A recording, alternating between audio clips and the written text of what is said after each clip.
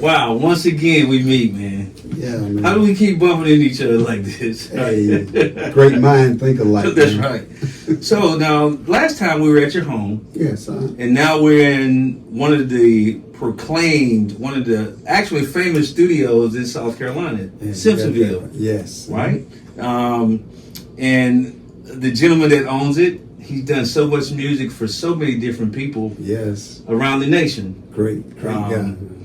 And one of the things that I like is when we can find good folks to collaborate with, but help us do what we do a little better. Yes. And that's one of the things that TWIG, that's right? TWIG, Yeah. that's what we do, right? That's what we do. That's what we do. Because society needs that. Definitely. Because, yeah, right? Yes. Because so many people consume and not as many people create to give back. Yes. You're right about that. Yes. So I think we talked a few weeks ago, and we talked about, kind of did a little summary on your past. It has to be little because it's vast. Yes. Right? We don't have enough film to roll that, folks. Yes. Understand? So now let's talk about, I think you mentioned to me before I came over about you want to talk about a guitar. Yeah. Right? Like you said, hey, Lee, man, my first guitar, I need to let you know what that was. So let the folks, first, welcome to Constructive Talks at TWIGtv. We love you guys out there, and we really appreciate what you do. One of the things we want to do now is, as you know, the Greenville, South Carolina Hall of Famer, Barney Hampton, Hamp, the lead guitarist, he's back with us. We have the privilege and the honor to sit down with him once again. And you know how TWIG does it, right? We always want to make sure we capture the legacy's life. Yes. And everybody's life is a legacy. Yes. Mm-hmm. But very few people capture that. They work hard, they do all this, and they hope people will pass their names on and their hard work effort on, right? But we know, think about your great-great-grandmother. What do you know about her? Well, I don't know anything about mine. I think I seen a picture. Yes. That's about the same here. That's all I seen was a picture of mine. So. Yeah. But now, your great-great-great get to see you sitting here talking to them. Yes. So listen up, great, so he's gonna get you, right? So talk to us about that first guitar experience. What made you think about doing it, and then what did you have to do to actually create it? My first guitar, man, this might sound crazy. My first guitar was a Tide washing powder box. Took a Tide washing powder box, cut the hole out the front, put a stick in it, cut a hole out in the middle, and put rubber bands on it. Really? And that created a sound. So you put the hole in it too? Yes, put the hole in it too. Yes, put a hole in it too to get a hollow sound out of it, to make it sound like a guitar. A lot of guys in the neighborhood was doing that. Really? Making guitar from washing powder box. Mm-hmm. Yeah. So what was it like going to get the parts though? Like, so you say, okay, I'm gonna do the same thing. Anywhere you can find a stick. You pour your mom's washing powder out the box. Yeah. That's what we did with the washing powder box. Go find a stick, tie a rubber band on it, put it on the other end to the other end, just make a sound. Yeah. Okay. So, man, that's the cool part about that is you can envision it. You can kind of see that story happening because we've all had to make something in our lives from nothing, from scratch, right? Yes, we did. So what song were you playing with this box of Tide? That was a washing powder out during that time. Was the name of the washing powder was Oxidor. Mm-hmm. It doesn't exist anymore. So that was a song. I wrote a song. Oxidor, big Oxidor, big Oxidor, big Oxidor. So it was a popular washing powder back then. Then Tide washing powder came on. Somehow they did away with the Oxidor box of washing powder and came up with Tide washing powder. So that's what we used to do. Take a washing powder box and make a guitar out of it. Okay. No, go ahead. I saw one guy take a kerosene can and make a guitar. Really? Yeah. And so you had to wash that out, right? Yeah. It still exists. He still have it. Really? He still have the guitar. So what's his name? Mac Arnold. Mac Arnold. Where's he from? From here in Greenville. He's a Hall of Famer. He been inducted to the Hall of Fame. Mac Arnold. He's a blues singer. Mac Arnold, blues singer in the Greenville, South Carolina Hall of Fame. And he still have that kerosene guitar. We got to get it, man. We got to get him and on. He plays it, man. He plays it. He plays really? it on stage. Yes. He plays that guitar. You know on what? stage. Hold on, man. I thought I saw somebody, old school one time, that was playing like a made guitar.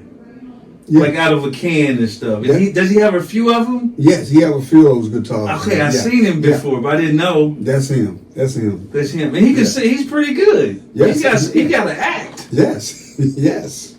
Yeah. Yeah. This guy's good. Yeah, he's very good. Yeah. Okay. So since we've last talked, because usually when people talk, they'll come back afterwards. They'll think of some things like, man, next time I get in front of the camera, I want to make sure I mention this. So what are some things that you thought about that you said I need to make sure I mention because it's relevant? Oh man, the struggle that you have, that you go through as a musician, playing with musicians. Everybody's not on the same page that you're on, and it's a struggle. You got to keep looking till you find the people that's doing the same thing you're doing, on the same page you are. It will never work. You got to be on the same page. I guess it's something like a marriage, anything that you're into, business that you're going to. You got to be on the same page. You need to be on the same page. Otherwise, it's not going to work. It's not going to come together. So, you say something funny, right? Because when you think about it, so we think about how our family dynamics can be. We think about how our work dynamics can be and how we all want harmony, right? In those work environments. But, one of the most difficult things to do is the mindset of the bass player is different than the mindset of the person playing the trumpet. Yes. Right? Totally different swag. Yeah. Right? So, man, just think of the artist and how free thinking the artist needs to be, and then that you have to put structure on them. Yeah, oh yeah. Right? Yeah. The pushback. But the harmony still got to be there between the two of them. It's got to be there. Music to me is an art. It's something beautiful. It's something beautiful. It's just not something you do just to be doing. Man, it's easy to explain what music is, but it's difficult to explain what music is because it's just beautiful. There are some people live for the weekend just to go out and have fun, or for music, enjoy. That might be just a song they love to hear. Yeah. They go listen to that. Music is a soothing thing, man. It's very soothing, relaxing. There's a CD I bought. It's an ocean. Okay. Just a That's the name? Oh, okay. It's just like a meditation CD. Meditation, beautiful, beautiful. I mean, something beautiful. Like I say, music to me is an art. It's a picture that painted with colors and colors. That's beautiful. That's beautiful. And if you ever find a lot of musicians to get together and do that, I mean, it would be awesome. It would be awesome to get that. I think one of the things is that whenever you get artists together, be it painters or any kind of type artist, it could be a person making music. Yeah. In the background, soundtracks. Yeah. That's art, though, because you got to have that ear, but you got to have that passion to not work to have the passion. It has to be natural. Yes. And you fine tune your natural passion, and that's like you said, it should be harmonic. But man, sometimes we get in our own way. Yes, it's definitely. That's why I'm gonna tell you something. Most bands start out, they don't end up with those same peoples. Now, there's a lot of groups out there that did end up with the same peoples. And one of them was just the Jackson 5, for an example. I guess they were family. I guess the mom and the dad kept them together. But if you taking some guys, man, grown men like you and I, and our taste is different. I don't care how good you are. If you're not on the same accord, it's just not going to go all the way. It's most like when you started with a band, somehow, not all the time, you never end up with those same people. There's some discrepancy in there. Somebody doesn't agree with what's been said and what's going on with that. Let me ask you this, and everybody, you already know, I write books and I do all this good, cool stuff. I think it's cool. So today, you don't see as many bands as you used to see. As many groups as you used to see. And most of the groups now are kind of older. Yes. Right? So think about society, how it's transitioned from where you couldn't communicate a lot with the outside world, so you had to depend on that small group of people, be it family or your neighborhood raising children. Yes. And now I think, so you were kind of, I'm not going to say forced, but you say, hey, I don't have another opportunity. I need to make this work. Yes. Mm-hmm. And then you see those bands get out there. Then once they get the exposure, they break it. They want to break up. Yeah. But you know what? That's strange. A lot of bands out there, they're not happy with the musician they're playing with. Mm-hmm. If you put a band together and that's what you're doing for a living, that's where your bread and butter is coming from. You got to get along with those guys. And some of them just, I'm tired of it, man. I just want to give it up and go home. There are many times I thought about doing that, but I learned from as time passes on. I got wiser with musicians. Mm-hmm. I learned that a winner never quit, but a loser keep trying. Yeah. So all I was doing was losing at that time, and I'm thinking there's something at the end of this tunnel for me. As I gotten older, I gotten wiser. That was something at the end of the tunnel for me. So I can't quit. So I got to keep trying. Right. Got to keep trying. But if you're out there, there have been people that have walked up on stage and seen me and say, "Hey, man, I'd like for you to come and be in my band. There's something about you." Mm-hmm. That I like about you, that turns me on. There are people out there that will do that. They will invite you into their band. Mm-hmm. But some people not happy in band, man. Everybody just plays in the band, not happy. Yeah, they're not happy. That's why one of the reasons I decided to go solo, because it wasn't so much of the person itself. It was their ways. You don't dislike nobody. You just kind of dissing yourself from their ways. You can't put up with their ways, but you like them as a person. Yeah. I think that just goes into the human dynamic for one. Yes. But also it goes into the grass is green on the other side. And sometimes people don't want to go through that. The work it takes to get along, to create art, to create something beautiful. And sometimes folks want it fast, without the struggle. And you said the struggle of being a good artist is a struggle, because you got a full-time job. Yes. You got family.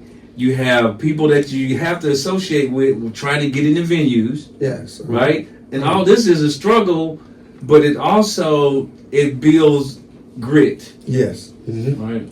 It definitely builds that. I can't say it enough. Put the work in. I can't say it enough, because quality, man, will come from that. Quality will come from what you put in. What you put in, that's what you're gonna get out of it. Believe it or not, it's just there's no other way around it. If there is, I don't know no other way around it. You got to put the time and effort and energy into anything to be successful at what you're doing. You got to put that time and energy into that. I just can't see no other way around it. Hamp, my man. So think about, and I think any creator can attest to this. Yeah. Say you want to do this, but you got to learn these 10 things just to do this. Just to do that. Right? And I know for a fact that when you're trying to do anything with audio or playing or TV or any other thing, you might have to learn 5 things before you even get a little bit of that. Oh, yes. Right? Nothing. I was, now what you just said, it took me back to Atlanta. Mm-hmm. Mayor Andrew Young was running for mayor during that time. And he spoke before he became mayor, inauguration, before he got inauguration, become mayor of Atlanta. He said something. He said a lot of things, but the one thing he said stuck in my head, kind of based it off what you're saying. He said, people say you can get nothing free on this earth, but you can get something free on this earth. You can get your feeling hurt. That's not going to cost you nothing. And the struggle to go through to get to where you at, your feeling been hurt until you get there, until you realize, man, all these bruises I've been through, all this battle, I went through a battle to get here. Get your feeling hurt. Because that's people, no matter what you go into, they're going to be people trying to stop you from doing what you want to do. But you can get something free on this earth. And that's your feeling hurt. It's not going to cost you nothing. That is so profound. It's not going to cost you nothing. That is so relevant in a manner to 100% truth. Yeah. And the people hurting feelings do it without even pausing. Yeah, yes, definitely. Like, boom. Definitely. Right? Yeah, people, Like, take that. Go on. Yeah, just for an example. People not jealous of people. They don't want to see you to get to where you're trying to get to. They're not jealous of you. They just don't want to see you get to where you're trying to get to. But that's when that thing come in, that kick in. I'm determined to get to where I'm trying to get to. So you got to start cutting people off and start looking for people like-minded. Yeah, right-minded, like-minded, and thinking like what you're thinking about. You got to look for those type peoples. Yeah. Yeah. Okay. So everybody, hey, we're gonna take a quick hot break now, but we'll be right back so you can get some more of this good stuff from Mr. Hampton. Hey, Hall of Famer. All right, and remember, and you take this forever, one of the only things you can get in life free is your feelings hurt. And man, people do that a lot nowadays, right? Definitely. All right, y'all take it easy. We'll be right back. Thank you.